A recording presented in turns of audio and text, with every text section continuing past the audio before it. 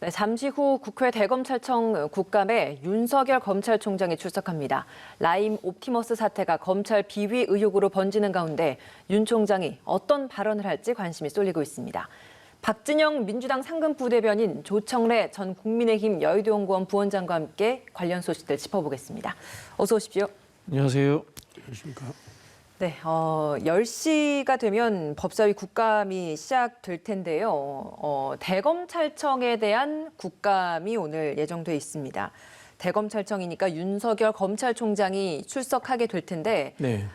오늘 분위기 좀 어떻게 예상을 하십니까?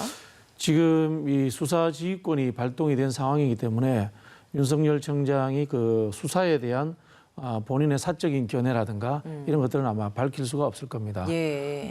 다만 이제 야당 의원들이 질문을 할 때 이 수사지휘권 발동에 대한 정당성 문제 이런 것들을 질문을 할 수가 있겠는데요. 제가 보기에는 이 부분도 아마 본인이 쉽게 말씀하기가 쉽지 않을 겁니다. 왜냐하면 수사지휘권이라는 것이 뭐 수용하고 말고의 문제가 아니고 명령이기 때문에 실제로 하급자는 이제 따라야 되는 상황이다. 이렇게 해석이 되는 거고요. 예. 추미애 장관이 뭐 SNS에 글을 남겼지 않습니까? 66회에 걸쳐서 김봉현 씨를 불려서 뭐 회유라든가 이런 것들을 하려고 했다.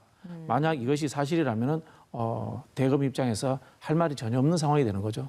아마 지켜보시면은 제가 보기에는 특별하게 어떤 뭐 언론에서 기대하는 것처럼 이 폭탄 발언 이런 것들은 없을 것이다 이런 생각이 듭니다.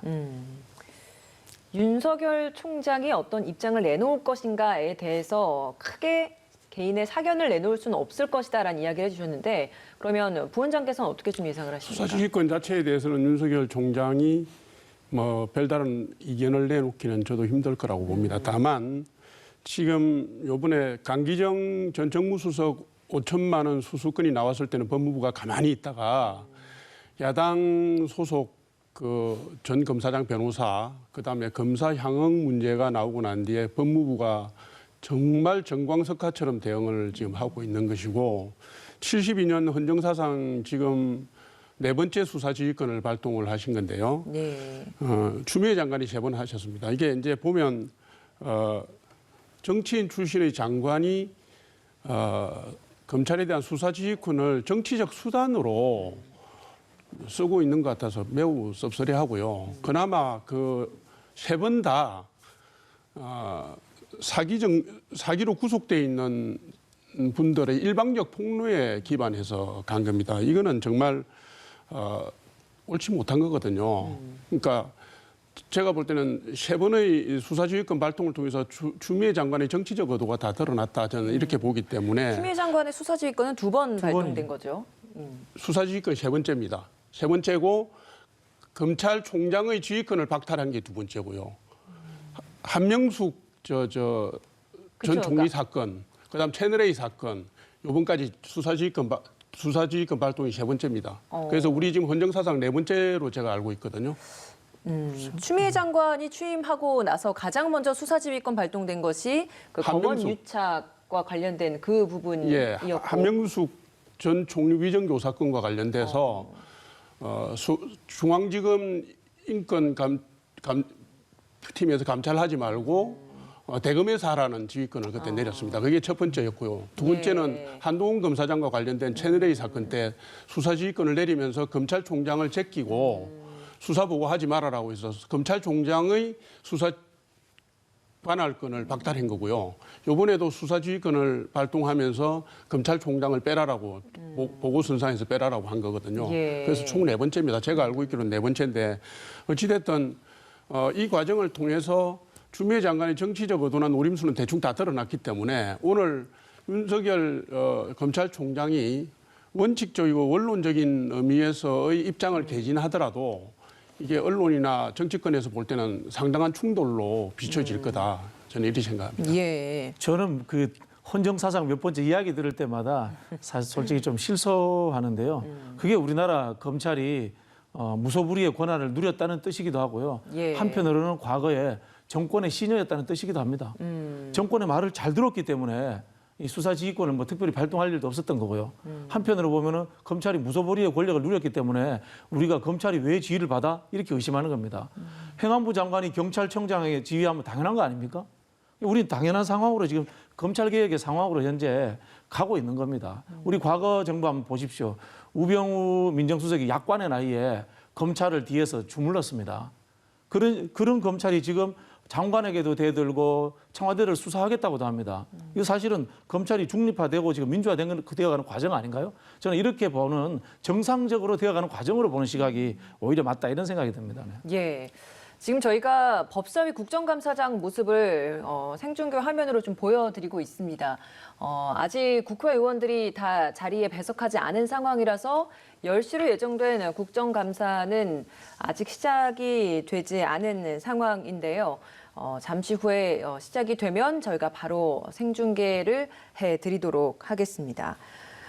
윤석열 총장이 어떤 발언을 할 것인가 이 부분에 대해서는 두 분 다 크게 어떤 본인의 개인적인 의견을 밝힐 수는 없을 것이다라는 이야기를 해주셨는데 그렇다면 이 여야 의원들은 과연 어떤 질의를 할 것인가, 어떤 데에 중점을 두고 질의를 하고 서로 공방을 벌일 것인가라는 데서는 조금 다른 면이 있을 것 같아서요. 어떻게 좀 예상을 하십니까? 일단 뭐 여당은 이제 검찰의 비위 의혹에 대해서 이제 집중적으로 질문을 하게 되겠죠. 검찰의 비위 의혹. 예, 검찰의 비위 의혹에 대해서 이제 김봉현 씨가 향 접대를 했다고 했지 않습니까? 그 부분, 그다음에 오늘 저기 기사가 나온 것처럼 이 도주 의혹에 도와준 의혹이 있다. 검찰이 뭐 이런 이야기가 있었던 부분들에 대해서 집중적으로 질문을 할 것 같고요.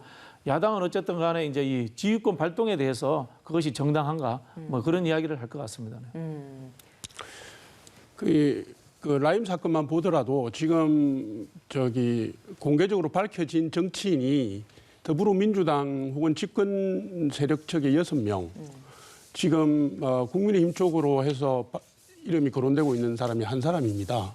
그러니까 이게 정권 차원의 혹은 당 차원의 개입 의혹에 대한 부분을 규명하는 거, 거기에 주력할 가능성이 있고요. 예. 옵티머스 건도 지금 예를 들면 공공기관이라든가 NH투자은행이라든가 이런 부분들이 옵티머스 자산 운용에 개입하게 된 부분들이 뒤에 큰 손이나 정권의 실세들이 없이는 힘들다고 보는 측면이 있기 때문에 그 부분 개입 의혹을 규명하는 거, 그 부분하고 그다음에 수사지휘권 발동과 관련된 잘못된 관행이나 지금 저간의 사정들에 대한 질문이 집중적으로 제시될 수 있다고 생각합니다. 예. 당 차원의 의혹은 좀 과도한 말씀이신 것 같습니다. 과도한 말씀이신 것 같고요. 제가 보기엔 이런 것 같습니다. 옵티머스 건에 뭐 대기업뿐만이 아니고 공공기관들이 엄청난 뭐 몇백억씩 투자를 했습니다. 이게 외압에 의해서 됐다는 것은 이건 우리가 상상이 불가능한 이야기입니다. 전 정부에서 우리 최순실 게이트 때 한번 보십시오.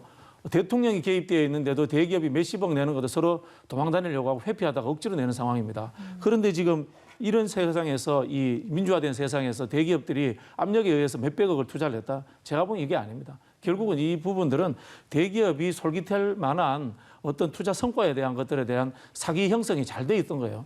오히려 제가 보기에는 이 부분은 과거에 그 금융감독원에 근무했던 국장이 있었지 않습니까? 연루돼 있었지 않습니까? 금융 전문가들이 설계를 잘했기 때문에 대기업이라든가 공공기관들이 여기에 대해서 투자를 하게 됐다. 이렇게 보시는 게 맞을 것 같습니다. 혹시 NH투자증권에서 저기 3일 만에 결정한 게 그러니까 상품을 보고 한 거다 이 말씀을 하시는 거고 지금 밝혀진 5개 공공기관에서 800억이 넘는 돈을 옵티머스에 집어넣은 게 단순히 경제적 동인으로 분석해서 간 거다 이 말씀을 하시는 거죠. 그러니까 그 배후에 금융 쪽이라든가 재정 파트의 전문가가 어떤 뭐 비리 의혹이라든가 이런 것이 개입될 수 있었지만은 정치권에 특히 이렇게 개입하기에는 현실적으로 어려운 문제들이고요. 솔직히 말씀드리면은 우리나라 국회의원들이 이런 이 사모펀드까지 이렇게 세세히 투자 방식까지 이해할 만큼 그렇게 수준이 높지 않습니다. 라임 펀드 자산 운용과 관련해서 6명 플러스 지금 현직 청와대 고위 관계자, 뭐 친문 의원, 뭐 이런 의혹들이 제기되고 있는 부분이. 그러니까 제가 말씀드린 게 라임과 옵티머스는 다른 건인가요? 다른 건입니다. 예. 다른 겁니다. 성격이 그러나 상당히 두 개 다른 다 사모펀드고 두 개 다 자산 운용과 관련된 거고 사기금융 사건인 거는 맞고요. 뒤에 실명이 거론되고 있는 부분들도 거기에 금전수수 관계라든가 뒷배 역할을 한 부분과 관련됐기 때문에 나오는 거거든요. 예, 알겠습니다. 오늘 라임 사태 그리고 옵티머스 사태 그리고 라임 사태와 관련해서 이제 검찰의 비위 의혹이 있는지 그러니까 이런 부분에 있어서 좀 주되게 여야 의원들의 질의가 있을 것 같은데요. 아직까지 국정감사가 시작되지 않고 있는데 윤석열 검찰총장과 대검 관계자들은 지금 다 도착을 해서 자리에 착석해 있는 상황이고요.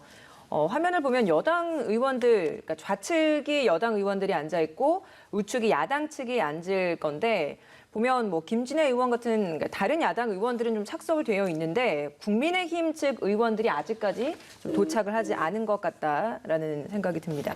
아직 법사위원장도 자리하지 않은 상황인데 이 국감장 모습 지금 보여드리면서 계속 좀 질문을 드려보도록 하겠습니다.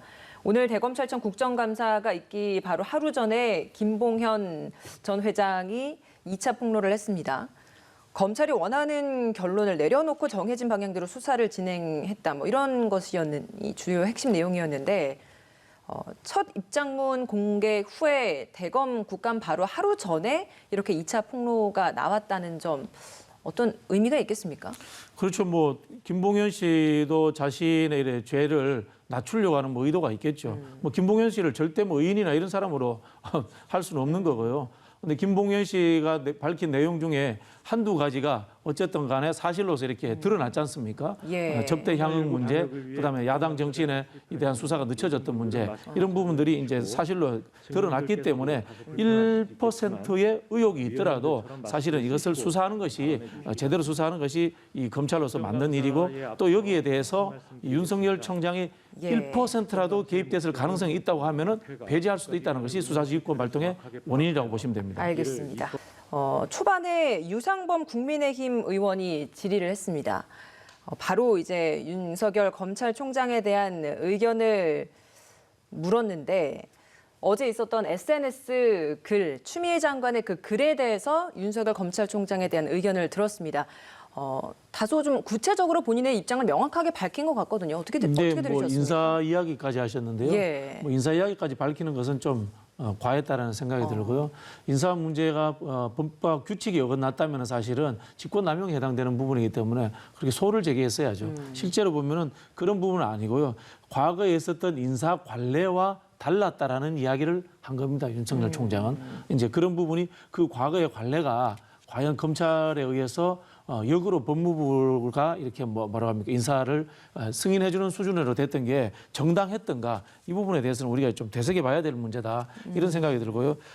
윤석열 총장이 중상모략이라는 표현을 썼고 또 허위사실이다 뭐 이런 표현까지 썼었거든요. 예. 본인이 저는 뭐 대검의 대변인이 한 줄 알았는데 본인이 했다고 하니까 이게 사실이라면 이건 역시 법무부 장관을 직권남용으로 걸어야 됩니다. 그래요? 그렇지 않습니까? 허위사실을 유포한 거고 했다면은 그렇지 않습니까? 법무부 장관이 허위사실을 유포했다. 그럼 이게 법적으로 문제가 되는 거지 않습니까? 그런데 지금 윤석열 총장이 법적인 조치는 하지 않고 이제 나긋나긋하게 이렇게 자신의 상황을 이렇게 설명을 하면서 이 좀 자기가 오히려 뭐 당하고 있다, 피해자다, 뭐 이런 식의 지금 모습을 보이려고 하는 것 같습니다. 예. 2월에 이 라임 사태와 관련해서 철저하게 수사를 하라라고 지시를 다 내렸다. 어떤 근거로 검찰총장이 부실 수사와 관련이 있다고 했는지 이해할 수가 없다. 이런 입장을 밝혔습니다. 어떻게 들으셨습니까? 이게 지금 보면 그 지난 10월 16일 날 예. 김봉현 라임 관련 전전주였던 전 회장이 1차 서신을 공개를 했잖아요. 네. 그 서신을 공개하자마자 법무부가 곧바로 감찰에 들어가서 3일 만에 18일 날 법무부 입장이 나왔고 그로부터 하루 뒤에 법무부 장관의 수사지휘권 발동이 있었고요. 예. 그다음에 오늘 대검찰청 국정감사 하루 전인 21일 날 SNS로 자료를 내놓지 않았습니까? 그런데 네. 그 내용이 이게 사기꾼의 진술과 흐름에 따라서 법무부 장관이 거기에 근거해서 새로운 의견을 내놓은 형태가 되었는데다가 그간에 수사를 전담해왔던 라임 수사를 전담해왔던 전남부지검장 그 송사면 지검장하고 오늘 사의를 표명한 박순철 그 검사장이 예. 그동안에 야권 정치인 수사에 대해서 지휘를 제대로 받았고 수사를 충실히 해왔고 계좌 추적이라든가 관련 수사를 해왔다라고 밝혔음에도 불구하고 법무부가 그 사실을 뒤엎고 검찰총장으로서 직임을 제대로 수행하지 않은 것처럼 단정짓고 추미애 장관이 SNS를 통해서 공격을 한 거거든요. 대금을 저격하라 이런 자극적인 용어를 써가면서 예. 이거는 공정성, 정의감 이거를 추구하는 법무부 장관이 할 일이 아닌 것이고 오늘 윤석열 총장의 답변은 상식적이고 원칙적인 수준에서 원래의 소임을 제대로 다 해왔다는 걸 밝힌 것이야 불과하다 이렇게 저는 봅니다. 예. 시기적으로 확인해야 될 것은 하나 있습니다. 송전 이제 그 남부지검장이 윤석열 총장에게 보고를 할 때 어쨌든 간에 이 검찰청법 규정, 법인지냐 규정인지는 정확하게 모르겠습니다만 규정에 있는 반부패 대검 부장은 패싱이 됐습니다. 요거는 저기 하나 확인을 해봐야 되는 거고요. 지금 박순철 이제 후임 지검장이 이야기하는 부분은 자기가 취임한 이후에 반부패 부장과 확인이 되었다 이렇게 이야기를 하는 거거든요. 네. 예, 그런 부분이 있기 때문에 앞서 송전 지검장이 윤석열 총장에게 보고했을 때 패싱된 부분, 그다음에 윤석열 총장이 추후에라도 심재철 전 반부패 부장에게 지시를 했느냐 이 부분에 대해서는 확인해 볼 필요가 있는 거다 이런 생각이 듭니다. 그러면 오늘 이 박순철 남부지검장 사퇴 보고를 받았다라고 앞서 이제 윤석열 총장이 밝히지 않았습니까? 이 부분은 그러면 어떤 사유가 가장 크다고 보십니까? 일단 뭐 이 검찰 자체가 이렇게 하는 상황이 좀 불편하겠죠. 불편하고 수사 관련돼 가지고 인사는 어쨌든 뭐 법무부 장관 쪽 그다음 뭐 우리 표현을 하자면 그렇지 않습니까, 그죠? 그리고 이제 총장 문제 이런 것이 직접적으로 부딪히는 게 불편한 상황이다. 뭐 저는 이렇게 해석이 되고요. 결국은 우리가 이제 총장이라든가 검찰을 보는 시각의 문제를 아주 조직의 문제로 봐야지 이게 누구 사람이다, 누구의 인사다 이렇게 보는 거는 사실은 맞지 않고요. 금방 제가 말씀드린 것처럼 네. 전임자가 기수가 어떻게 되는지 모르겠지만 전임 남부지검장에 의해서 발단된 사건이 후임자인 자기가 맡아서 하는데 이것에 대해서 이미 정치화돼서 굉장히 논란이 되는 상황이 자기가 이제 책임질 필요가 없다라고 느낄 수도 있습니다. 예. 사실 수사지휘권이 발동되고 나서 남부지검과 중앙지검에서 각각 독립적으로 수사를 하고 최종 결과만 윤석열 총장에 보고받게 된 상황이기 때문에 각 네. 지검장들의 권한이 굉장히 좀 커진 상황 아니었겠습니까? 네. 그런 상황에서 이렇게 사의 의사를 밝혔다. 어떻게 좀 해석을 하셨습니까? 글쎄 뭐 잘 내막은 모르겠지만 박순철 남부지검장은 지금 라임 수사를 완전히 총괄할 수 있는 위치로 간 거죠. 수사지휘권이 박탈당했기 때문에 윤석열 총장이. 예.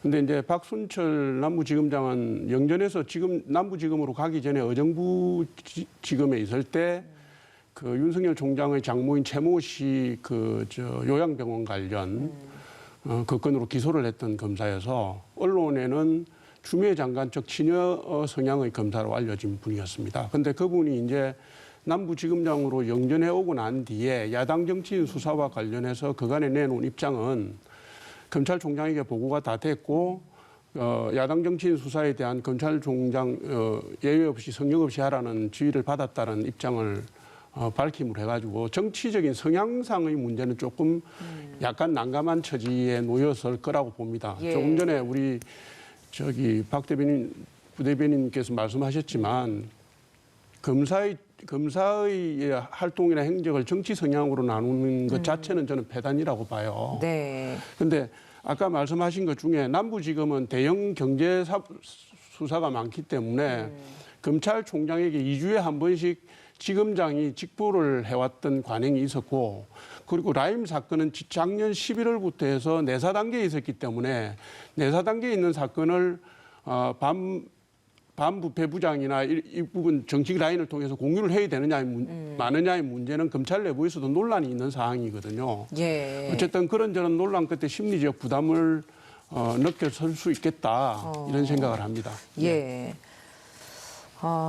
앞서 인사 부분에 있어서 좀 간략하게 언급을 해주셨습니다만 오늘 그 유상범 의원 지금 사실 질의는 유상범 의원 한 명만 좀 진행이 된 상황입니다. 네. 유상범 의원 질의 끝나고 나서 의사진행 발언을 통해서 뭐 자료 제출에 대한 요구가 있고 나서 그 후에 어느 정도 지금 법사위 차원에서 자료 제출권을 상임위를 열어서 따로 지금 절차를 밟고 있는 와중에 국감이 좀 종료가 된 상황인 건데 그 인사 부분에 있어서 과거부터 이제 쭉 다시 과거 이야기가 좀 다시 등장을 한 것 네. 같습니다. 처음 취임했을 때 취임 인사말을 들으러 그 자리에 갔고 가자마자 거기에서 그 후에 추미애 신임 장관으로부터 전화를 받았다. 이런 이야기 나오지 않았습니까? 이런 통화 내용에 대해서도 굉장히 구체적으로 밝힌 것 같아서 이 부분은 좀 어떻게 들으셨습니까? 글쎄 뭐 두 분께서 통화하신 내용을 진실 공방을 저희는 알 수가 없는 거지 않습니까? 예.